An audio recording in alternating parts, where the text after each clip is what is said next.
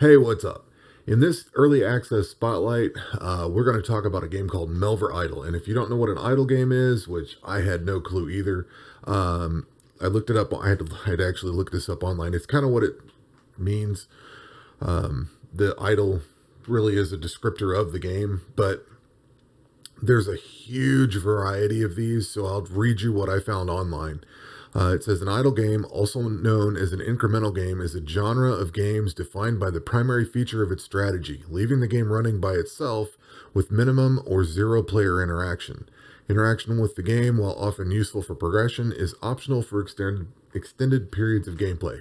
So pretty much, the game will just kind of play itself. And this particular game, what you're watching here is combat. Uh, you have to leave this on for combat. There's certain things you can do offline, and there's certain things you have to do on with the client running. And combat is one of them that has to be on. So I thought I'd toss this on here. There's a bunch of skills. There's different ways of combat. There's no audio in the game. There's no animation in the game. What you see is what this game is. And you're thinking, man, this looks kind of boring. But it's a very interesting game. And I wanted to share this. I've been playing this since mid-November, I think. I think it hit Steam somewhere in there. And I saw it on my discovery queue. I thought, hey, this looks cool. And then I dug into it and I found out more about the game. And I've been playing it for a while. And it's kind of a fascinating experience. So let's talk about this thing. We've gone over what an idle game is, but from what I've seen, there are kind of a variety of them. This game in particular takes its idea from RuneScape, which I've never played, but RuneScape is kind of an isometric 3D angle kind of thing. And I've not played it. I've kind of considered it, but apparently you just walk around and say, hey, go fish. And you just leave the machine run for a while it goes and fishes.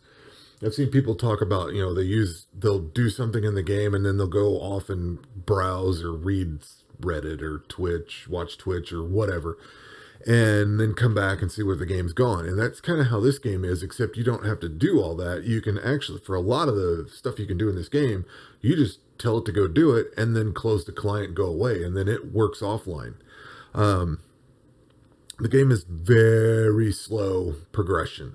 I believe they said this thing, if you want to fully 100% this game, it will take 6 to 9 months.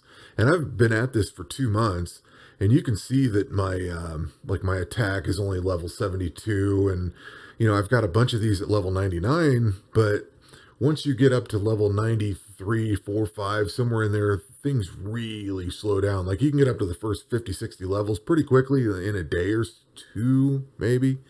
Depending on the skill. And then the last few bits just take forever. I think I ground on fire making for like a week. And there's a lot of little tweaks you can do along the way. If you level up certain other things, you can make things go a little quicker. Like herb lore factors into a lot of things and makes the experience much smoother, which I didn't find out until later. I just started off chopping trees. I mean, this isn't a very difficult game to play. When you're presented, hey, you can cut trees. Cool. Click on it, close the client and walk away. And you're thinking, man, this sounds kind of boring. But it's very interesting because I keep getting drawn back to it. I had a good analogy for it. I can't remember it, but I keep getting drawn back to this game and I cannot explain why. There is a definite gratification playing this because you're always getting something positive. You're always moving forward. There is a chance of losing stuff when you die, I think, but that's only in like combat. There is a hardcore mode too, once you get used to the game. But I think part of it's trying to figure out how to make the game go faster because, you're chopping trees and you're like, this sucks, I've been letting this thing run for 12 hours and I've only got a few hundred trees or whatever, or a few thousand or however it goes. And then you find out, herb lore makes something else happen. I get double the potion, using this potion, I get double the rewards back or something. It's kind of an oddly satisfying game. And like I said, all this stuff kind of goes together and just makes it a whole. To play this, there are 3 clients. There is the Steam version, which I picked up. Once I bought this and started playing it, I found out that there was a mobile or a web version, and you can load it on any browser. There is cloud saves, so you can go between Steam and web very easily.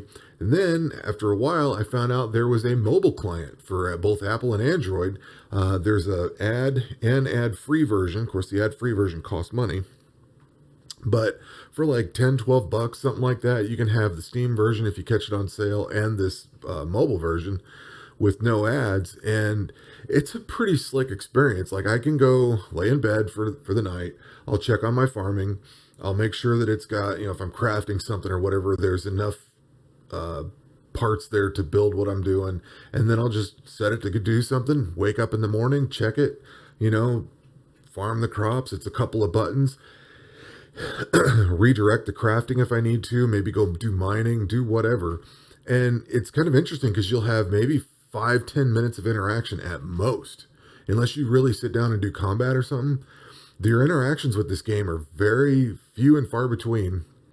You can check it as many times as you want during the day, but you can actually let this thing run for up to 12 hours, and it will calculate the difference between the time you turn it off and the time you turn it on, within that 12-hour time frame, and it'll say, we calculate you've gotten this. You can leave the client running, and there are times to leave it running, but for the most part, you can just tell it to do something, close it, and come back and see what it's done later. It's very interesting, and I've kind of mentioned that the skills intertwine and all that. That's a whole other topic. I might do a little tips video for this thing, but I don't know. This game, I've taken a few swings at this video, and I keep getting just long amounts of content because I go off on some weird tangent, and I'm trying not to do that. So in a nutshell, you're going to spend a lot of time crafting on these skills to get the armor and weapons and everything you need, and magic to go into the combat section and go through all the different areas. There are combat areas with monsters, like you can just pick whichever individual monster you want to fight and go fight them. There are what they call Slayer areas, which have other monsters, which is basically like the combat area. But in this time, you're doing the Slayer missions, which are harder, I think. The monsters have more difficulty. The rewards are different. Every monster in the game has its own rewards you get, and you can see what the rewards are. Some of these, I don't know if the mouse is showing up, but like on this Runic Ruins, you have minus 30% magic evasion. And there's different equipment you can get that will negate some of these negative settings if they have an area effect. But then there's also dungeons. And once you complete each dungeon, this is a set number of monsters, and there's a chest at the end. So you'll go through, you'll kill all the monsters, and then you'll get a chest. And you're basically building all those up to go through like this volcanic cave. And then once you've beaten that, for this one here, or for most of these, you just have to beat the volcanic cave once. But for this one, you have to beat the volcanic cave 100 times. And then there's this other one that says defeat question marks to unlock. So I haven't got that far yet. But that's kind of where you're going, is getting this progression to that end game scenario. Now, this is an early access game, and it feels pretty good. There's been a lot of patching to it. There's been a lot of quality of life improvements added to this game. And I kind of want to go into some of the mechanics, but that's just going to make this video balloon out, and I don't really want to do that. But this game is very oddly engaging.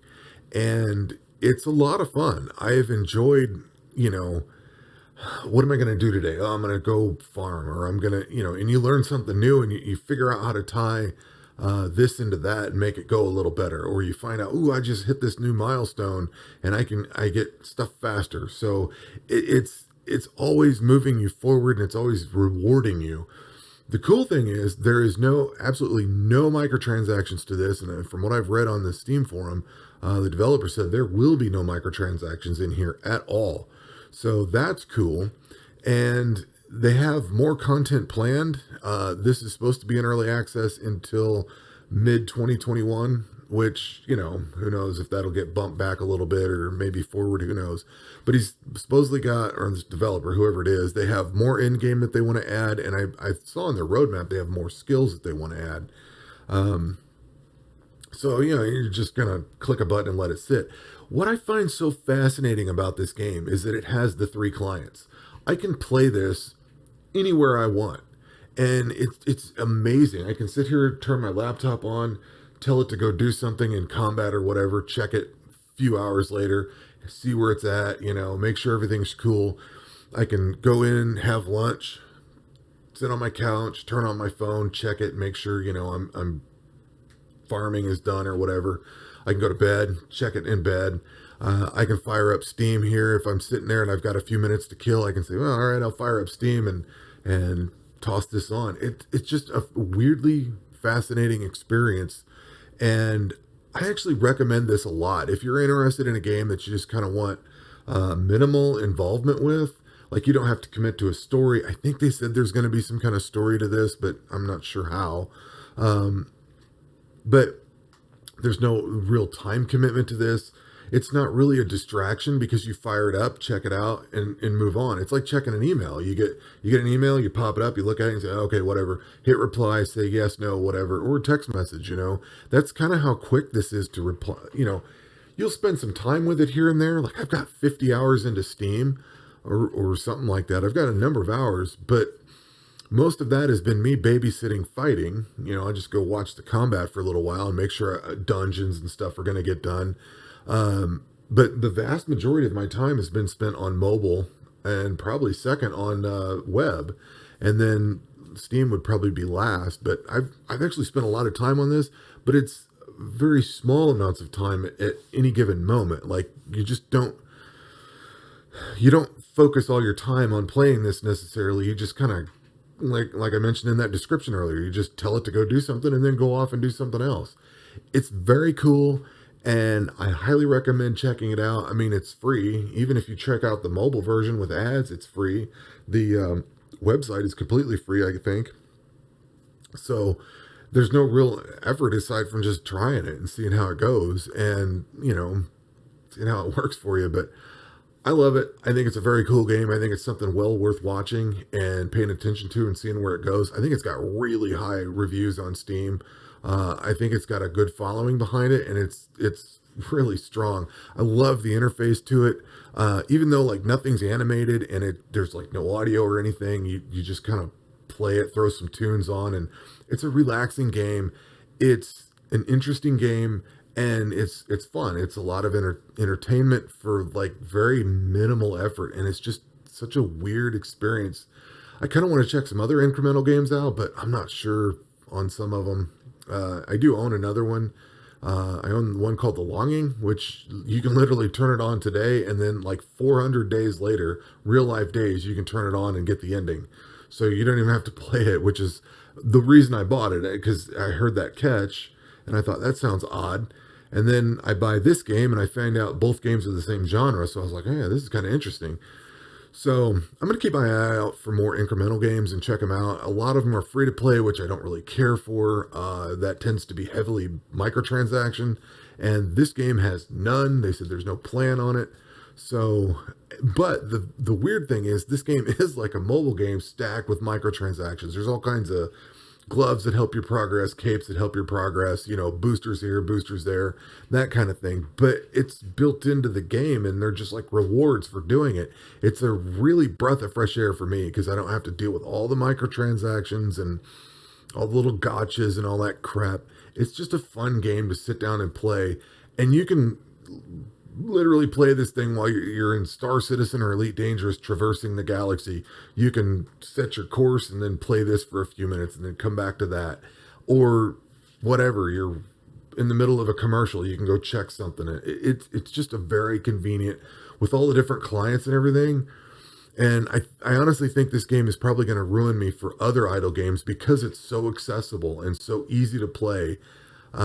I may not want to just leave my computer on running for other stuff. So we'll see how this goes. But that is it for Melvor Idle. This video is way shorter than the last one. So I am going to cut this one off. If this game looks interesting, go check it out. I'll try to put a link below on Steam and maybe the website. But check this one out. See what you think of it. I think it's pretty cool. Anyway, take care.